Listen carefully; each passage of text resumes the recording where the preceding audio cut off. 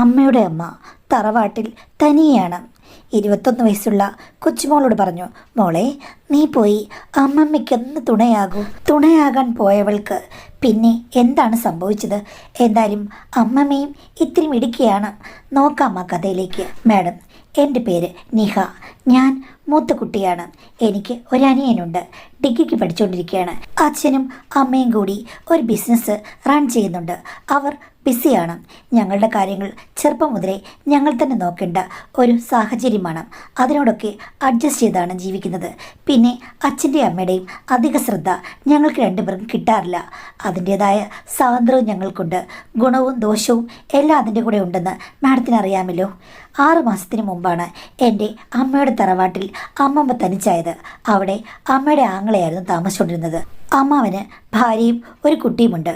പക്ഷേ അവർ തമ്മിൽ ഒട്ടും യോജിപ്പില്ലായിരുന്നു. എന്നും വഴക്കും വക്കാണവുമായിരുന്നു. എന്തായാലും പുള്ളി ഒരു സുപ്രഭാതത്തിൽ ഗൾഫിലേക്ക് പോയി. അമ്മാവൻ ഗൾഫിൽ പോയ ശേഷം അമ്മായി ഫോണിൽ കൂടെ അങ്ങോട്ടും ഇങ്ങോട്ടും വലിയ വഴക്കും വക്കാണമായിരുന്നു. അവസാനം ഫോണിൽ കൂടി അവർ തെറ്റി. അവരൊരു ദിവസം കുട്ടിയെടുത്തുകൊണ്ട് അവരുടെ വീട്ടിലേക്ക് പോയി. ഇനി വരുന്നില്ല എന്ന് പറഞ്ഞ് ഡൈവോഴ്സും അവർ തീരുമാനിച്ചു. പക്ഷേ അമ്മാവന് ഗൾഫിൽ നിന്ന് ഉടനെ തിരിച്ചു വരാൻ പറ്റുന്ന ഒരു സാഹചര്യമായിരുന്നില്ല. അമ്മമ്മ തനിച്ചായിപ്പോയി. എൻ്റെ വീടിൻ്റെ അവിടെ നിന്നും ഏകദേശം 5 കിലോമീറ്റർ അകലെയാണ് അമ്മയുടെ തറവാട്. അമ്മമ്മയ്ക്ക് തന്നെ താമസിക്കാൻ പേടിയൊന്നുമില്ല. കാര്യം നല്ല ആരോഗ്യവതിയും ചുറുചുറുക്കുമുള്ള സ്ത്രീയാണ്. പക്ഷേ എൻ്റെ അമ്മയും അച്ഛനും കൂടി വിളിച്ചു, അമ്മേ ഇവിടെ വന്ന് താമസിക്കാൻ. പക്ഷേ അമ്മയ്ക്ക് അത് ഒട്ടും ഇഷ്ടമല്ല. അമ്മമ്മയ്ക്ക് ആ വീട്ടിൽ താമസിക്കുന്നതാണ് ഇഷ്ടം. പ്രശ്നമില്ലടി, എനിക്ക് ആരോഗ്യമൊക്കെ ഉണ്ടല്ലോ, ഞാൻ അവിടെ താമസിച്ചോളാം, എനിക്കാരും കൂട്ട് വേണ്ടെന്ന് പറഞ്ഞു. പക്ഷേ എൻ്റെ അമ്മയ്ക്ക് അങ്ങോട്ട് പോയി നിൽക്കാനും പറ്റില്ല, ഒരു സമാധാനമില്ല. അപ്പോൾ എന്നോട് പറഞ്ഞു, എടി എന്തായാലും നീ കോളേജിൽ പോകുമ്പോഴേക്കും 5 കിലോമീറ്റർ നിനക്ക് ലാഭിക്കാം. അമ്മമ്മയുടെ കൂടെ പോയി ഒരു കൂട്ടായി നിൽക്കാൻ. എനിക്കാണെങ്കിൽ അങ്ങോട്ട് പോകാൻ വലിയ താല്പര്യമൊന്നുമില്ല. കാര്യം അമ്മാവനും അമ്മാവും ഉള്ളപ്പോൾ ഞാൻ അങ്ങോട്ടെങ്കിലും പോകാറില്ല. വല്ലപ്പോഴും വല്ല വിശേഷ അവസരങ്ങൾക്ക് പോകും. അമ്മായിക്കൊന്നും ഞങ്ങളെ കാണുന്നത് അത്ര ഇഷ്ടമല്ല. അമ്മമ്മയ്ക്ക് സ്നേഹമാണെങ്കിലും അവരുടെ വീട്ടിലെ സിറ്റുവേഷൻസ് അത്ര നല്ലതല്ലാത്തതുകൊണ്ട് തറവാട്ടിൽ പോകുന്നത് വിശേഷ അവസരങ്ങളിൽ മാത്രമായിരുന്നു. എൻ്റെ അനിഷ്ടം കണ്ടപ്പോൾ അമ്മ പറഞ്ഞു, എടി എനിക്കൊരു കാര്യം ചെയ്യുക, അമ്മ തന്നെ അവിടെ ജീവിച്ചോളും. ഇടയ്ക്കിടയ്ക്ക് പോയി നീ ഒന്ന് കമ്പനി കൊടുക്ക്. വൈകുന്നേരം അവിടെ കിടക്കാൻ പോകൂ. നിനക്ക് അവധിയുള്ളപ്പോൾ പോയാൽ മതി. അങ്ങനെ അമ്മമ്മ ഒട്ടി നിൽക്കടി. കാര്യം ഇഷ്ടംപോലെ വസ്തുവകൾ പുള്ളിക്കാരുടെ പേരിലുണ്ട്. എന്തെങ്കിലും ഇഷ്ടം തോന്നി നിനക്ക് വേണ്ടി എഴുതി തന്നാലുണ്ടല്ലോ, നിന്റെ കല്യാണത്തിന് 5 പൈസ ചിലവാക്കേണ്ടി വരില്ല എന്ന് പറഞ്ഞു. ഞാൻ കല്യാണമൊന്നും കഴിക്കുന്നില്ല. ഇപ്പോഴത്തെ കാലത്ത് കല്യാണം കഴിക്കുന്നത് വിഡിത്തമാണ്. എന്തായാലും നീ ഒന്ന് പോകൂ, സ്വത്ത് കിട്ടിയാൽ പൊളിക്കില്ലല്ലോ, നോക്കുന്നവർക്ക് മാത്രമേ അവർ കൊടുക്കുകയുള്ളൂ എന്നൊക്കെ പറഞ്ഞ് അമ്മ എന്നെ ഉത്സാഹിപ്പിച്ചു. എങ്കിൽ പോയേക്കാവെന്ന് ഞാൻ വിചാരിച്ചു. സ്നേഹമുണ്ടെങ്കിൽ ഇനിയും വീതിക്കാൻ കിടക്കുന്ന വസ്തു വലുതും എനിക്ക് കിട്ടിയാലോ എന്നൊരു ചിന്ത.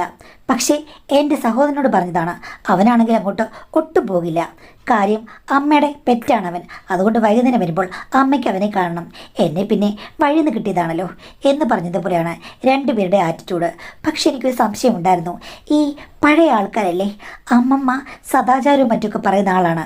അതുകൊണ്ട് എൻ്റെ അത്യാവശ്യ ചാറ്റുകളും വീഡിയോ കാണലുമൊക്കെ അവിടെ പോകുമ്പോൾ നടക്കുമോ? അമ്മമ്മ വന്ന് എപ്പോഴും എത്തി നോക്കുമോ? ഇതൊക്കെ എനിക്കൊരു കൺസേൺ ആയിരുന്നു. എന്തായാലും ഒരു ദിവസം പോയി നോക്കാമെന്ന് വിചാരിച്ചു. അമ്മമ്മ എന്നോട് പറഞ്ഞു, നീ വരേണ്ട കാര്യമൊന്നുമില്ലായിരുന്നു. അത് കേട്ടപ്പോൾ എനിക്ക് ഒരു ഇച്ഛാഭംഗം തോന്നി.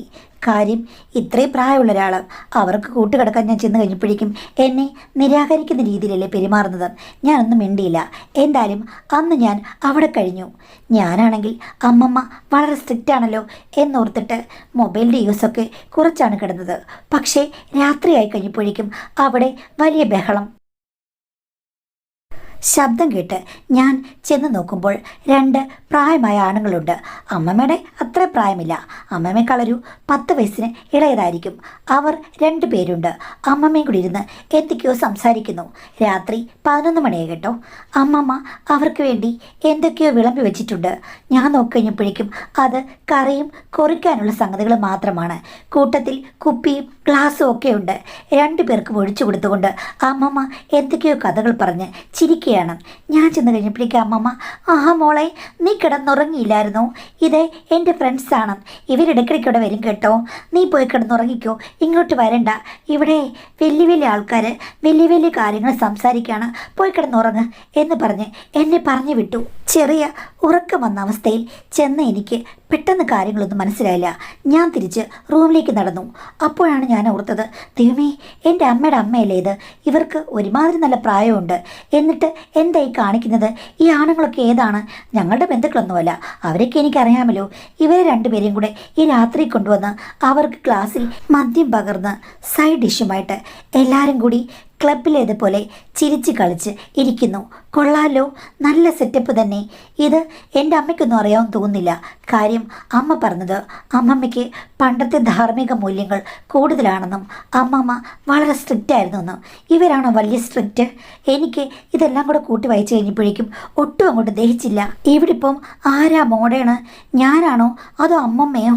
എന്തായാലും കിടന്നിട്ട് ഉറക്കം വരാത്തത് കൊണ്ട് ഞാൻ അവിടേക്ക് ചെന്ന് കർട്ടന് പിന്നിൽ ഒളിഞ്ഞു നിന്ന് അവിടെ എന്താ നടക്കുന്നതെന്ന് നോക്കി. അപ്പോൾ പഴയ കഥകൾ ഓരോന്ന് പറയുകയാണ്. അതിൻ്റെ കൂട്ടത്തിൽ ഒരാളുടെ ദേഹത്തേക്ക് അമ്മമ്മ ചാഞ്ഞു കിടക്കുന്നു. ഓ, എൻ്റെ മോളുടെ മോൾ അവൾ കേട്ടോ. ആ, ഞങ്ങൾ ഫോണിൽ കണ്ടിട്ടുണ്ടല്ലോ ചേച്ചി.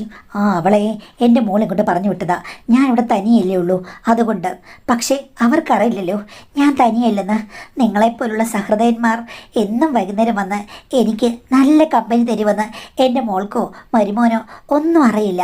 പിന്നെ എൻ്റെ മോന്, അവന് ഭാര്യയുമായിട്ട് വഴക്കിടാൻ മാത്രമല്ലേ ഉള്ളൂ സമയം. അവൾ കെട്ടിപ്പറക്കി പോയതോടുകൂടിയാണ് ഞാൻ സ്വതന്ത്രയായത്. അല്ലെങ്കിൽ നിങ്ങളെയൊക്കെ ഞാൻ എവിടെയാണ് കണ്ടിട്ടുള്ളതെന്ന് ഓർമ്മയുണ്ടല്ലോ. അത് പിന്നെ ഞങ്ങൾക്കറിയില്ലേ ചേച്ചി? ഞങ്ങൾ അപ്പുറത്തെ കയ്യാല വഴി വലിഞ്ഞു കയറിയല്ലേ മാവും ചോട്ടിലും പ്ലാവും ചോട്ടിലൊക്കെ വന്നുകൊണ്ടിരുന്നത് എന്ന് പറയുന്നു. പോടാ കൊച്ചു കള്ള. അങ്ങനെയുള്ള സംഗമങ്ങൾക്ക് കൂടുതൽ മാധുര്യം കൂടും റിസ്ക് എടുത്ത് വരുമ്പോഴാണ് ഒരു രസം. അപ്പോൾ ഒരാൾ പറയുകയാണ്, എന്നാലും ചേച്ചി സമ്മതിച്ചിരിക്കുന്നു, ഈ പ്രായത്തിലുള്ള പെണ്ണുങ്ങൾക്കൊക്കെ എല്ലാം സീറോയാണ്.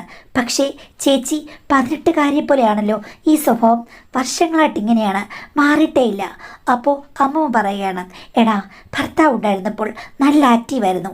അങ്ങേര് മരിച്ച് ഒരു 3 മാസം പോലും ഞാൻ അടങ്ങിയിരുന്നില്ല. കാര്യം എനിക്ക് പറ്റില്ല. കടൽ പോലെ അലയടിച്ച് കയറുകയല്ലേ.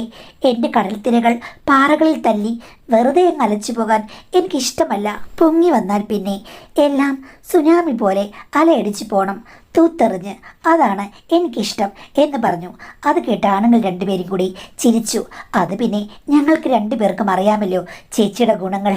ചേച്ചിയെ വെല്ലാൻ ഈ അടുത്ത സമയത്ത് 18കാരികൾ പോലുമില്ല. അതിന് 18കാരികൾക്ക് എന്തറിയാമടാ? അവർ എല്ലാം കാണാൻ സൗന്ദര്യമുണ്ടെന്നും ചെറുപ്പമാണെന്നല്ലേ ഉള്ളൂ.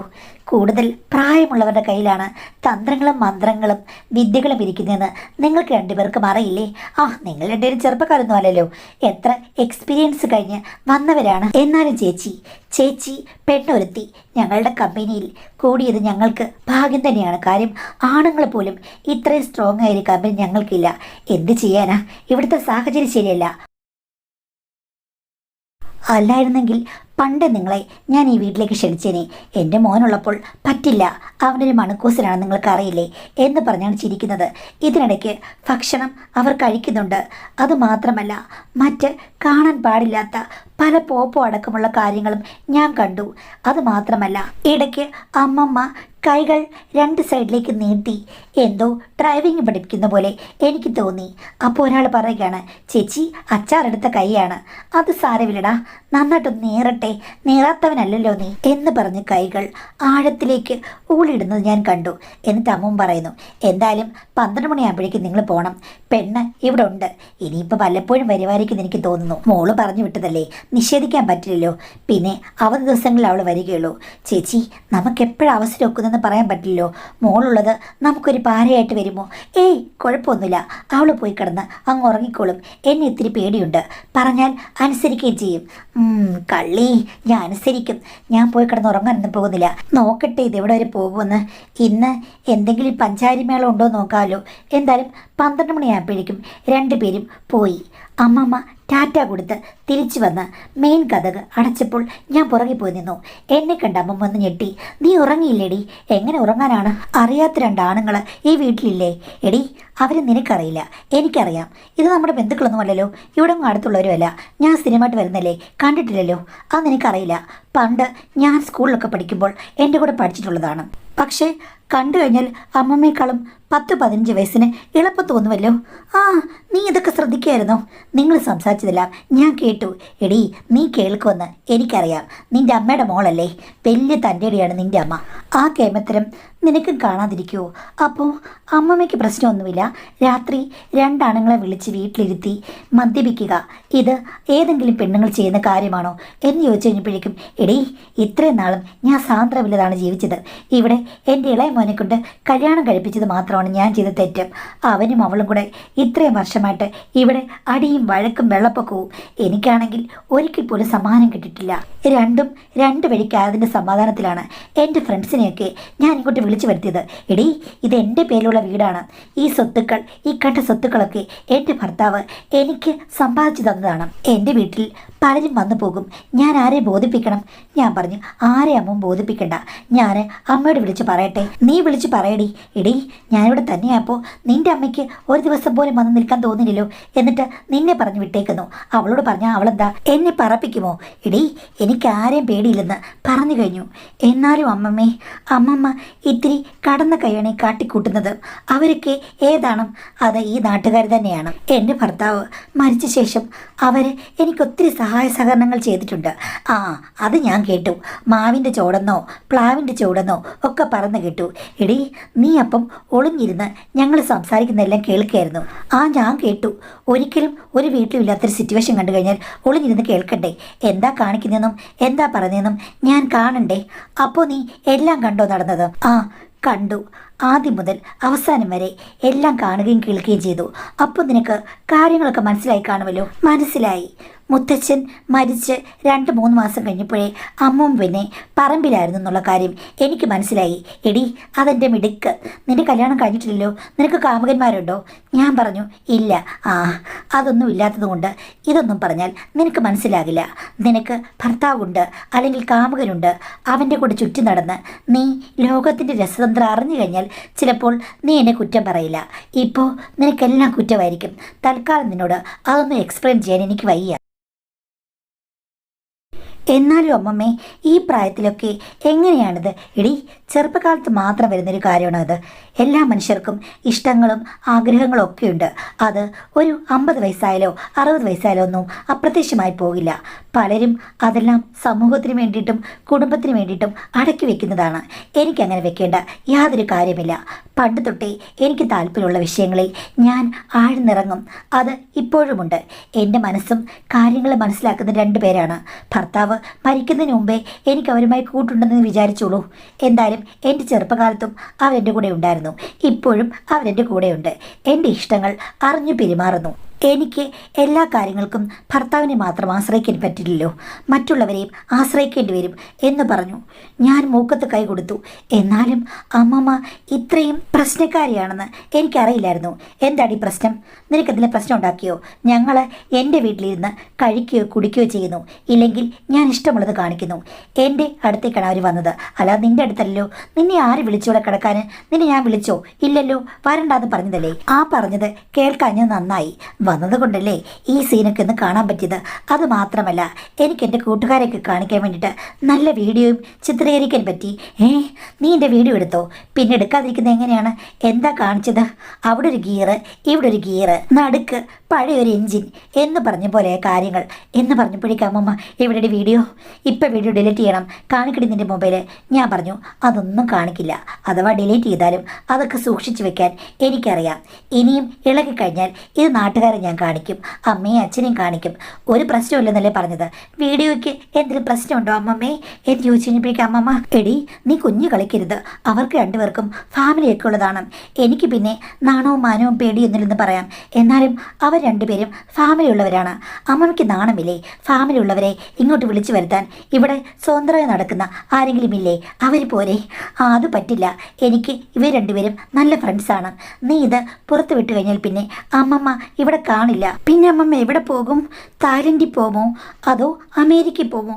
അതോ അവർ 2 പേരുടെ വീട്ടിൽ പോകുമോ? ഇതെന്താണ്? എടീ, നിനക്ക് ഒന്നും മനസ്സിലാകാത്ത പ്രായമാണിത്. നിനക്കൊരു പ്രേമെങ്കിലും ഉണ്ടായിരുന്നെങ്കിൽ നിന്നെ പറഞ്ഞ് എനിക്ക് മനസ്സിലാക്കിപ്പിക്കും സന്തോഷിപ്പിക്കാമായിരുന്നു. പക്ഷേ ഇതൊന്നും നടക്കുന്നില്ലല്ലോ. ഞാൻ ആരോട് പറയും? ഈ കുരുത്തം കെട്ട പെണ്ണിനെ ഞാൻ ഈ സത്യങ്ങളെല്ലാം പറഞ്ഞ് എങ്ങനെ ബോധിപ്പിക്കും? എന്താ അമ്മമ്മേ സത്യം? ഞാനൊന്ന് കേൾക്കട്ടെ.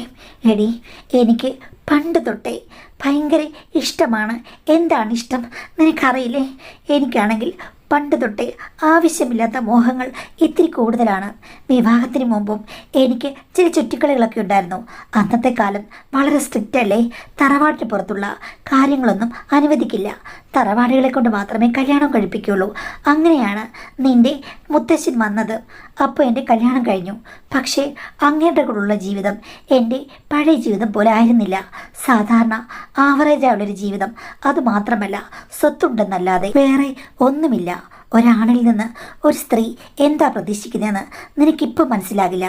ഒരു വട്ടമെങ്കിലും നീ ആ കടമ്പയൊന്ന് കഴിഞ്ഞു കഴിഞ്ഞാൽ നിനക്ക് മനസ്സിലാകും.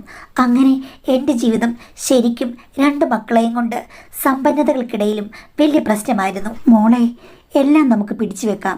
ചിലപ്പോൾ മോഹങ്ങൾ ഒട്ടും പിടിച്ചു വെക്കാൻ പറ്റില്ല. അങ്ങനെ ആയപ്പോഴാണ് എൻ്റെ ജീവിതത്തിൽ പുറമേയുള്ള സൗകര്യങ്ങൾ ഞാൻ തേടിയത്. അന്ന് മുതലേ ഇവർ എൻ്റെ കൂടെയുണ്ട്. പിന്നെ മക്കളൊക്കെ വളർന്നു വലുതായി, ഭർത്താവ് മരിച്ചുപോയി എന്ന് വെച്ചിട്ട് എനിക്ക് അടങ്ങി ഒതുങ്ങിയിരിക്കാൻ പറ്റുമോ? അങ്ങനെ ആയപ്പോൾ പിന്നെ ഇവിടെ എല്ലാവരും ഉണ്ടല്ലോ. ആ സമയത്ത് എന്ത് ചെയ്യാനാണ്? പുറകുവശത്ത് വിശാലമായ പറമ്പുണ്ടല്ലോ. വല്ലപ്പോഴുമെങ്കിലും ഞാൻ അവിടേക്കൊന്ന് പോകും. എൻ്റെ ഗന്ധർവന്മാരെ ഞാൻ അവിടെ വെച്ച് കാണും. അല്ലാതെ എന്ത് ചെയ്യാനാണ്? ഇന്നോ ഇന്നലെയോ തുടങ്ങിയ ബന്ധമൊന്നുമല്ല മോളെ. അപ്പോൾ പിന്നെ ഇതൊക്കെ പറഞ്ഞാൽ നിനക്ക് മനസ്സിലാവുമെന്നറിയില്ല. ദയവ് ചെയ്തിട്ട് നീ വീഡിയോ ഒന്നും വെളിയിൽ വിടരുത്. ഞാൻ എങ്ങനെയെങ്കിലും എൻ്റെ ജീവിതം രസിച്ച് ജീവിച്ചോട്ടെ. ഇതൊന്നുമില്ലാതെ അമ്മമ്മയ്ക്ക് ജീവിക്കാൻ പറ്റില്ല.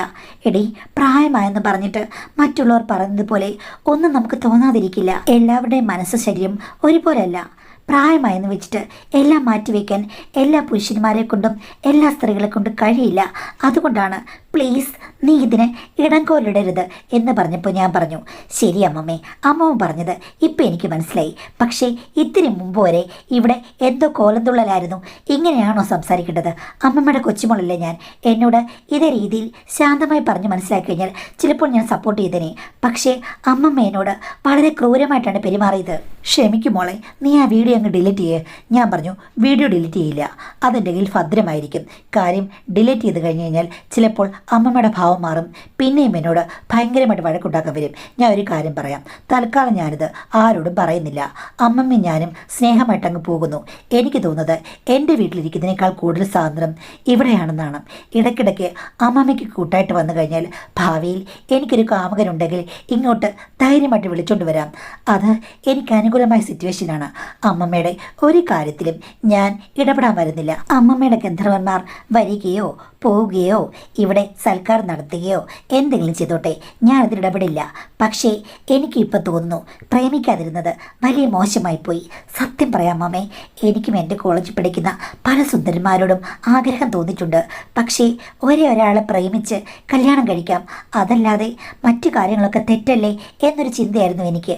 പക്ഷേ അമ്മമ്മയുടെ നടപടിക്രമങ്ങൾ കണ്ടു കഴിഞ്ഞപ്പോൾ എനിക്കതൊക്കെ മാറ്റണമെന്ന് തോന്നി. ഇഷ്ടമുള്ള കാലം ഇഷ്ടമുള്ള രീതിയിൽ എൻജോയ് ചെയ്യുന്നതിൽ തെറ്റൊന്നുമില്ലെന്ന് എനിക്കിപ്പോൾ തോന്നുന്നു. അപ്പോൾ അമ്മമ്മ എൻ്റെ ദേഹത്ത് തഴുകിക്കൊണ്ട് പറഞ്ഞു, മോളെ വേറൊരു കാര്യമുണ്ട്.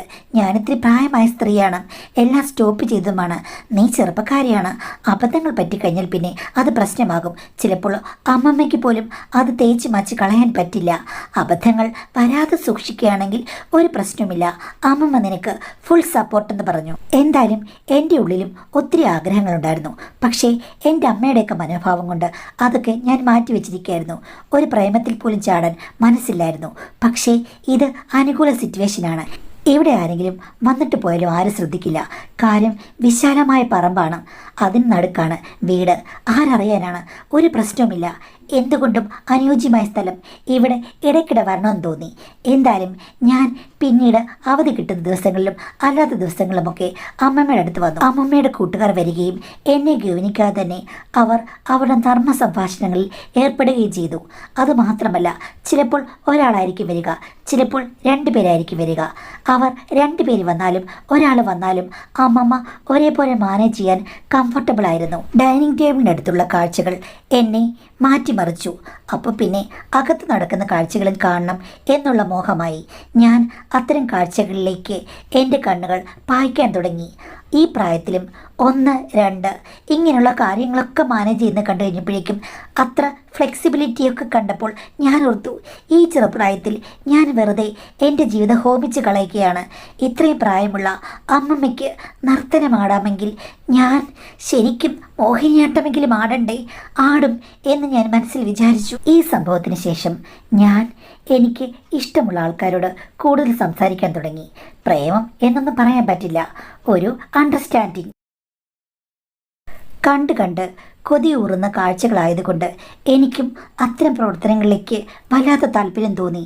അടുത്തവരോട് ആദ്യം തന്നെ പ്രേമം, വിവാഹം ഇങ്ങനെയുള്ള കാര്യങ്ങളൊന്നും പറയാതെ ഈ സംഗമ സ്ഥാനത്തെക്കുറിച്ചാണ് ഞാൻ പറഞ്ഞത്. അത് കേട്ടാൽ അവർ അടങ്ങിയിരിക്കുമോ? അങ്ങനെ എൻ്റെ മനസ്സിൽ ഏറ്റവും കൂടുതൽ അടുപ്പം തോന്നിയ ഒരാളെ ഞാൻ അമ്മമ്മയ്ക്ക് പരിചയപ്പെടുത്തി. അമ്മ പറഞ്ഞു, കൊള്ളാലോടി, നല്ല സുന്ദര പയ്യനാണ്, ഒരു പ്രശ്നമില്ല മോളെ, അവൻ വന്നോട്ടെ എന്ന് പറഞ്ഞു. അങ്ങനെയാണ് അമ്മമ്മ എനിക്ക് ആദ്യമായി ഒരു കളം ഒരുക്കി തന്നത്. എനിക്ക് വല്ലാത്ത പേടിയായിരുന്നു. പക്ഷേ അമ്മമ്മ എന്നോട് പറഞ്ഞു, സൂക്ഷിക്കണം, അങ്ങനെ വേണം, അവസാനം ഇങ്ങനെയാകണം, തുടക്കം ഇങ്ങനെയാകണം, നീ ഡേറ്റ് നോക്കണം, എന്നിട്ട് മാത്രമേ ക്ഷണിക്കാവൂ എന്നൊക്കെ എനിക്ക് ഒത്തിരി ഉപദേശം തന്നാണ് ആദ്യത്തെ ദിവസത്തെ ഉദ്ഘാടന സമ്മേളനം നടത്തിയത്. അത് അത്ര ശോഭിച്ചില്ലെങ്കിലും രണ്ടാമത്തെ വട്ടം മുതൽ അവിടെ ഉദ്ഘാടന വേദി നിറഞ്ഞു തൂവുകയായിരുന്നു. എന്തായാലും അമ്മമ്മയുടെ അനുഗ്രഹത്താൽ എൻ്റെ മനസ്സിൽ ഞാൻ ആരാധിച്ചിരുന്ന 3 വ്യക്തികൾ ഞങ്ങളുടെ വീട്ടിൽ അതിഥികളായി വന്നു. അത് എനിക്ക് വളരെയധികം വ്യത്യാസമുണ്ടാക്കി. അമ്മമ്മ പറഞ്ഞതിലെ ആന്തരാർത്ഥം ഞാൻ തിരിച്ചറിഞ്ഞു. എൻ്റെ ജീവിതം ഏറ്റവും സന്തോഷകരമാക്കിയത് അമ്മമ്മയാണ്. അമ്മമ്മയുടെ കാര്യത്തിലേക്ക് കടന്ന് ജീവിച്ചു. ഞാൻ എൻ്റെ ജീവിതവും എല്ലാത്തിനും അമ്മമ്മ സപ്പോർട്ടായിരുന്നു. ഇതിനിടയ്ക്ക് ഞാൻ ആദ്യം പരിചയപ്പെടുത്തിയ ഫ്രണ്ടില്ലേ, അവനോട് അമ്മമ്മയ്ക്ക് വലിയ ഇഷ്ടമായിരുന്നു. അവർ രണ്ടുപേരും കൂടി അങ്ങോട്ടും ഇങ്ങോട്ടും കാര്യങ്ങളൊക്കെ സംസാരിക്കുകയൊക്കെ ചെയ്യും. അതൊരു വാത്സല്യമായിട്ട് ഞാൻ കണ്ടുള്ളൂ. ഒരു സുപ്രഭാതത്തിൽ അമ്മമ്മ എന്നോട് പറഞ്ഞു, മോളെ, എന്താണ് നിനക്ക് അസൂയൊന്നും ഉണ്ടാകില്ലെന്ന് എനിക്കറിയാം. കാര്യം നീ കല്യാണം കഴിക്കാൻ പോകുന്ന ചെക്കാനൊന്നും അല്ലല്ലോ. അവനും എന്നോട് അത്യാവശ്യ കാര്യങ്ങൾ അത്യാവശ്യത്തിനായി ആവശ്യപ്പെട്ടിട്ടുണ്ടെന്ന്. അത് കേട്ടപ്പോൾ ഞാൻ ഞെട്ടി. അമ്മമ്മ എന്നെ കൂടുതൽ കൺവിൻസ് ചെയ്യിപ്പിച്ചപ്പോൾ ഞാനും ഓർത്തു, എന്തായാലും അമ്മമ്മയുടെ ഇഷ്ടം കൂടി നടക്കട്ടെ, പഴയ 2 കൂട്ടുകാരല്ലേ ഉള്ളൂ എന്ന് വെച്ച് ഞാൻ ആ ബന്ധം അനുവദിച്ചു കൊടുത്തു. അങ്ങനെ അതും ഒരു സൈഡിൽ മുന്നേറിക്കൊണ്ടിരുന്നു. പക്ഷേ ഇതിനിടയ്ക്ക് അമ്മമ്മയുടെ 2 പഴയ കൂട്ടുകാരില്ലേ, അവർ ഈ കാര്യങ്ങൾ എങ്ങനെയൊക്കെയോ മനസ്സിലാക്കി. ഒരുപക്ഷെ അമ്മമ്മ പറഞ്ഞതായിരിക്കാം. പുതിയൊരു അതിഥി വന്നത് അവർക്ക് 2 പേർക്കും ഒട്ടും ഇഷ്ടപ്പെട്ടില്ല. ആ ബന്ധത്തെ ചൊല്ലി അവരെല്ലാം കൂടി ആ വീട്ടിൽ വലിയ വഴക്കായി. ഒരു ദിവസം അത് ശരിക്കും പുറത്തുള്ളവർ കേൾക്കുന്ന രീതിയിലായി. അയൽവക്കക്കാരൊക്കെ വന്നു കഴിഞ്ഞപ്പോഴേക്കും അമ്മമ്മയുടെ കൂട്ടുകാർ എല്ലാം വിളിച്ചു പറഞ്ഞു. ചുരുക്കം പറഞ്ഞു കഴിഞ്ഞാൽ ഈ കഥയുടെ രത്ന ചുരുക്കം അടുത്തുള്ളവർക്ക് മനസ്സിലായി. അതോടുകൂടി അവിടെ അത് കാട്ടുതീയായി പരന്നു. എൻ്റെ അച്ഛനും അമ്മയും ഒക്കെ അറിഞ്ഞു. ഇപ്പോൾ സത്യം പറഞ്ഞു കഴിഞ്ഞാൽ അതിൻ്റെ സത്യാവസ്ഥ എനിക്ക് അവരോട് പറയാൻ പറ്റില്ല. ഞാൻ അങ്ങനെയൊന്നുമില്ല. അമ്മമ്മയുടെ ഫ്രണ്ട്സ് അമ്മമ്മയുടെ എന്താ വഴക്കുണ്ടാക്കിയതാണെന്ന് പറഞ്ഞെങ്കിലും എൻ്റെ അമ്മ എന്നെയും കുറ്റപ്പെടുത്തുകയാണ്. സത്യം ആർക്കും അറിയില്ലെങ്കിലും ഇപ്പോൾ ഞാൻ കൂട്ടിലടച്ച് തത്തയെപ്പോലെയാണ്. അമ്മമ്മയുടെ അടുത്തേക്ക് എനിക്ക് പോകാൻ പറ്റുന്നില്ല. ഞങ്ങൾ രണ്ടുപേരും ഫോണിൽ സംസാരിക്കാറുണ്ട്. പിന്നെ അമ്മമ്മയും ഇപ്പോൾ വറീഡാണ്. പഴയ 2 കൂട്ടുകാരുമായിട്ടുള്ള ആ കൂട്ടുകെട്ട് നിന്നുപോയി. പിന്നെ എൻ്റെ ആദ്യത്തെ ഫ്രണ്ട് മാത്രമാണ് ഇടക്കാല ആശ്വാസത്തിന് ചെല്ലുക. എന്നാലും ഒന്നും പഴയപടിയായിട്ടില്ല. ഞാനാണെങ്കിൽ എല്ലാം തുടങ്ങി വെച്ചു. നന്നായി സ്റ്റേജിൽ നിൽക്കുമ്പോൾ തന്നെ പാതി വഴിക്ക് നൃത്തം അവസാനിപ്പിച്ചതുപോലെയാണ് എനിക്ക് തോന്നുന്നത്. ആകെക്കൂടി വല്ലാത്തൊരു ഡിപ്രഷനാണ് എനിക്ക്. മാഡത്തിന് എൻ്റെ അവസ്ഥ മനസ്സിലാകുന്നുണ്ടെങ്കിൽ എനിക്ക് ഉപദേശങ്ങൾ തരണമെന്നാണ് പറഞ്ഞിട്ടുള്ളത്. എനിക്ക് പഴഞ്ചൊല്ലുകൾ പറയുന്നൊരു ശീലമുണ്ടല്ലോ, വിത്ത് ഗുണം 10 ഗുണം, കന്നിനെ കയം കാണിക്കരുത്. ഇങ്ങനെയുള്ള കാര്യങ്ങളൊക്കെ പറയാൻ എനിക്ക് തോന്നുന്നു. മോളെ, എന്തായാലും ഇത് നല്ലൊരു നടപടിക്രമമായിട്ട് എനിക്ക് തോന്നുന്നില്ല. അമ്മമ്മയുടെ ആ ഒരു ജീവിത രീതി നിങ്ങൾ പിന്തുടരുന്നത് ഒട്ടും രസമുള്ള കാര്യമല്ല. എന്തായാലും ഈ സമയത്ത് ആ കാര്യങ്ങളൊക്കെ നിർത്തി സ്റ്റോപ്പ് ചെയ്ത് നിങ്ങൾ വീട്ടിൽ അമ്മയുടെയും അച്ഛൻ്റെയും ഒക്കെ ഒരു നോട്ടത്തിൽ കഴിയുന്നുണ്ടല്ലോ, അതാണ് നല്ലത്. ഇത്രയും അധികം സ്വാതന്ത്ര്യത്തോടു കൂടി വഴിതെറ്റിപ്പോയി കഴിഞ്ഞാൽ ഈ പ്രശ്നമല്ല, അതിനും അപ്പുറം പ്രശ്നങ്ങൾ ഭാവിയിൽ ഉണ്ടാകാൻ സാധ്യതയുണ്ട്. എനിക്കിപ്പോൾ ഇത് നിർത്തുമെന്ന് പറയേണ്ട കാര്യമില്ല. ഓൾറെഡി വീട്ടിലെ സിറ്റുവേഷൻ കൊണ്ട് ഇത് നിന്നിരിക്കുകയാണ്. അതുകൊണ്ട് അമ്മമ്മയും മകളും രണ്ട് സ്ഥലത്തിരുന്ന് അത്യാവശ്യ കാര്യങ്ങൾ ഇങ്ങനെ സംസാരിക്കുന്നതാണ് നല്ലത്. ഇതൊന്നും ഒരിക്കലും പ്രോത്സാഹിപ്പിക്കാൻ പറ്റിയ കാര്യങ്ങളല്ല. നിൽക്കാൻ ഒരു സാഹചര്യം കിട്ടിയപ്പോഴേക്കും അത് സ്റ്റോപ്പ് ചെയ്ത് പഠിത്തത്തിൽ കോൺസെൻട്രേറ്റ് ചെയ്ത് ഒരു നല്ല പെൺകുട്ടിയായി വളരുക. ഇപ്പോൾ ലക്ഷ്യം ഇതാകരുത്. കുറച്ചുകൂടെ പക്വത വേണം. നിങ്ങൾക്ക് സ്വാതന്ത്ര്യത്തോടുകൂടി നടക്കാനുള്ള അവകാശമുണ്ട്. പക്ഷെ അത് ഈ പ്രായത്തിൽ അല്ലെന്നാണ് എൻ്റെ അഭിപ്രായം. പഠിക്കുക, ജോലി നേടുക, കുറച്ചുകൂടെ പക്വതയായിട്ട് നിങ്ങളൊരു തീരുമാനത്തിലേക്ക് കടക്കുക. അതല്ലാതെ ഇതിലേക്ക് എടുത്തു ചാടേണ്ട. ഈ ഒരു വിരഹം നല്ലതാണെന്നാണ് എൻ്റെ അഭിപ്രായം.